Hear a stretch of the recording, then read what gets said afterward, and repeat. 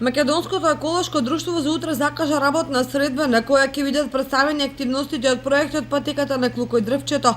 Овој проект е дел од програмата за зачувување на природата во Македонија, чиј национален координатор е Фармахем, со финансиска подршка од Швајцарската агенција за развој и соработка. Основното училиште Раде Кратовче како еко училиште е подготвено за успешно реализирање на активностите кои се дел од овој проект. Ние како еко училиште ќе бидеме дел од овој проект, како дел од програмата за зачувување на природата во Македонија со 4 представници од нашето училиште.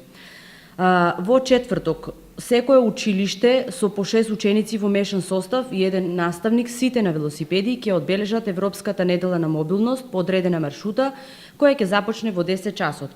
По ова, во салата на Советот на општина Кочани ќе се одржи обука за европските мрежи, која обука е организирана од страна на представници на Националната агенција за европски образовни програми и мобилност. Ќе бидат присутни по 5 лица од секоја воспитно-образовна институција на ниво на општина Кочани.